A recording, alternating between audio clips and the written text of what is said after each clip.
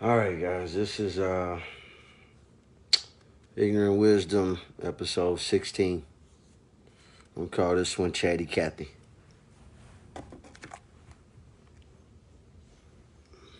Let's see.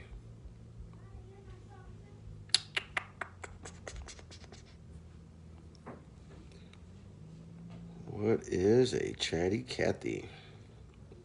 Chatty Cathy is actually Chatty Cathy, all with a C, referring to a classic pull string doll manufactured by Mattel. That was one of the first successful talking dolls, where pulling a string on her back would make her say pre recorded phrases. Essentially, it means someone who talks a lot, just like the doll. Now, what we're going to go over today is gossip. And I'm not sure if gossiping is in the scripture the way that we see it or the way that we spell it out or write it out, but it's referred to as tale bearing, being a tale bearer in the scripture.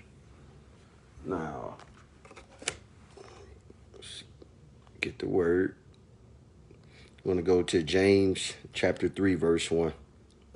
In this entire chapter, James 3 really does a great job of explaining how powerful the tongue can be. And we know that the tongue, has power over life and death and the fruits thereof, but this is something different. Verse 1, my brethren, be not many masters, knowing that we shall receive the greater condemnation. For in many things we offend all. If any man offend not in word, the same is a perfect man, and able also to bridle the whole body. Behold, we put bits in the horses' mouths, that they may obey us, and we turn about their whole body. So, in those two verses, what is painting a picture about your mouth controlling the rest of yourself. Your words. It's like your thoughts becomes your reality. So imagine what your words can do, and if you have control over your mouth. Behold, also the ships, which though they be so great and are driven of fierce winds, yet are they turned about with a very small helm. So the horse has a bit that goes in his mouth, and it controls the whole body. The ship has a small helm that it can be controlled by. Whithersoever the governor listeth. Even so, the tongue is a little member, and boasteth great things. When you're boasting, that's almost like you're being proud. You're being prideful. We haven't done this a while. I don't know if I've done this at all in this series, but I used to count them off every time I came across one. So the 7 deadly sins of man, or the 7 sins of life, you have greed, pride, wrath, envy, gluttony, sloth. Greed, gluttony, wrath, pride, envy, lust, sloth. Okay, I forgot lust. Behold, how a great matter a little fire kindleth. And the tongue is a fire, a word of iniquity. So is the tongue among our members, that it defileth the whole body. Remember when we were in elementary school, or pretty much throughout all of your education until you got into higher education, the teacher told you that one spoiled apple can ruin the bunch. So your tongue can ruin your whole body. And setteth on fire the course of nature, and it is set on fire of hell. So hell fire. For every kind of beasts, and of birds, and of serpents, and of things in the sea is tamed, and hath been tamed of mankind. But the tongue can no man tame. It is an unruly evil, full of deadly poison. Now I'm going to reread that. But the tongue can no man tame. It is an unruly evil, full of deadly poison. Therewith bless we God, even the Father, and therewith curse we men, which are made after the similitude of God. Out of the same mouth proceedeth blessing and cursing. My brethren, these things ought not so to be. Doth a fountain send forth at the same place sweet water and bitter? No. Can the fig tree, my brethren, bear olive berries, either a vine figs? So can no fountain both yield salt water and fresh. Who is a wise man and endued with knowledge among you? Let him show out of a good conversation his works with meekness of wisdom. But if ye have bitter envying and strife in your hearts, glory not, and lie not against the truth. This wisdom descendeth not from above. So this doesn't come down, and it doesn't rain down like the manna from heaven. But it's earthly, so it's carnal, it's of the flesh, it's not of the spirit. It's sensual and devilish. For where envying and strife is, there is confusion in every evil work. But the wisdom that is from above is first pure, then peaceable, gentle, and easy to be entreated, full of mercy and good fruits, without partiality and without hypocrisy. So this is something that it sounds like a God-like quality. It's immutable, without change. And the fruit of righteousness is sown in peace of them that make peace. So shalom, shalom. Peace be unto you. You practice peace, you'll maintain peace, because whatever you practice, you can perfect. Now, I'm going to get a scripture that my buddy Yah Ramon always says. Every time I talk to him, if I'm talking to him and I'm cursing, he says this.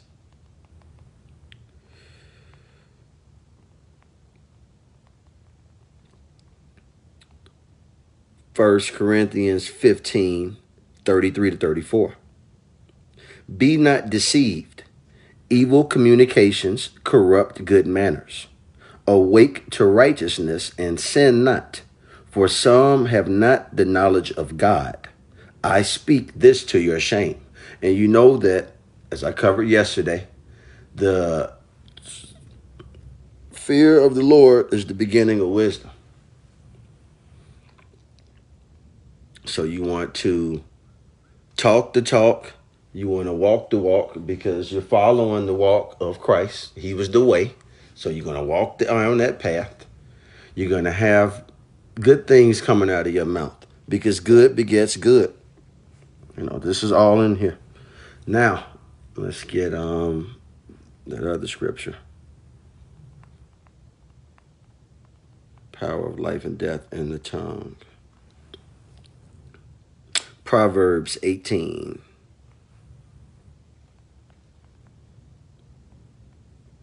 That's my number.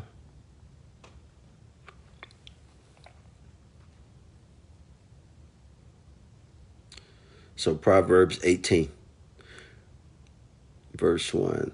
Through desire a man, having separated himself, seeketh and intermeddleth with all wisdom. A fool hath no delight in understanding, but that his heart may discover itself. And remember that God knows the hearts. Only God knows. So that's what it's saying. A fool hath no delight in understanding, because to get the understanding, you have to have the knowledge and the wisdom, all things that come from God. You can't discover your own self. Only God can discover what's in your heart and know what's in the heart, the Lord of hosts. When the wicked cometh, then cometh also contempt, and with ignominy reproach. Let's get ignominy. ignominy. Public shame or disgrace. the ignominy of being imprisoned, shame, humiliation, embarrassment, mortification, disgrace, dishonor, stigma, disrepute, discredit, degradation, abasement, indignity, scandal, infamy, loss of face. Okay. The words of a man's mouth are as deep waters, and the wellspring of wisdom as a flowing brook. It is not good to accept the person of the wicked, to overthrow the righteous in judgment. A fool's lips enter into contention, and his mouth calleth for strokes. Pew, pew, pew. Those types of strokes. Get your mind out together. A fool's mouth is his destruction, and his lips are the snare of his soul. The words of a talebearer are as wounds, and they go down into the innermost parts of the belly. And I talked about that yesterday or the day before, where I talked about how in the scripture, and this is confirming it here, that your soul was compared back then to being in your gut. Like you got that gut feeling or that gut wrenching thing. Oh man, if like my heart went into my stomach. There you go. He also that is slothful in his work is brother to him that is a great waster. So that slothfulness, that's that laziness. And I talked about that with my boy AZ the other day, when we were talking about someone he knows that it almost seemed like they had an unclean spirit on them that didn't allow them to be a clean person. And we know that cleanliness is next to godliness. And my great grandma always told me, she said when like we would be eating, she would feed me or something like that. She would always say, take all that you can, but eat all that you take. Don't be wasteful. So I know one time I was over at her house and she had some Chinese food. So I took a lot of the shrimp fried rice. I got a chicken wing. I got this, I got that. And by the end, I was done. And it was a good amount of it, still visibly on the plate. She was pissed off. And she let me know that. She said, this is just like the army.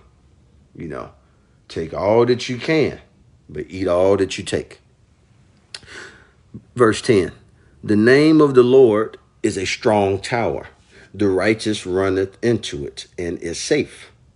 It's a place of refuge. You can gain strength and confidence from God. The rich man's wealth is his strong city. His possessions, his earthly desires, his material goods, his degrees, his cars, his houses, right? And as an high wall is his own conceit. Before destruction, the heart of a man is haughty, and before honor is humility. He that answereth the matter before he heareth it, it is folly and shame unto him. Think about how many times you've seen someone say, hey, I remember when George Zimmerman killed Trayvon Martin. And I saw some people say, hey, I'm going to wait to find out all of what's going on and get all the information before I come to any conclusion. And there were a lot of people calling for their heads in the court of public opinion. Why aren't you just siding against him right now, right off the bat? But people have been put into precarious positions like that before. So the best thing that you can do is move forward by getting all of the pieces of the puzzle and then speaking and opening up your mouth. Don't make a fool of yourself. The spirit of a man will sustain his infirmity, but a wounded spirit who can bear? The heart of the prudent getteth knowledge, and the ear of the wise seeketh knowledge. A man's gift maketh room for him, and bringeth him before great men. Your talents, your gifts from God. He that is first in his own cause seemeth just, but his neighbor cometh and searcheth him. The lot causeth contentions to cease, and parteth between the mighty. A brother offended is harder to be won than a strong city, and their contentions are like the bars of a castle, their arguments, their points of contention. A man's belly shall be satisfied with the fruit of his mouth, and with the increase of his lips shall he be filled. Death and life are in the power of the tongue, and they that love it shall eat the fruit thereof. Whoso findeth a wife findeth a good thing, and obtaineth favor of the Lord. The poor useth entreaties, but the rich answereth roughly. A man that hath friends must show himself friendly, and there is a friend that sticketh closer than a brother. All right. Now, I'll end that here. That doesn't have to be too long and drawn out. We covered what a talebearer is. We found out what is waiting for you when you are a talebearer. You know, the fires of hell. And I'm going to do a little homework and come up with the topic for a video that'll come out later on today. So I'll do episode 17 as well today. You know, stay prayed up. Give all your honor, glory, and praise to God. And keep studying.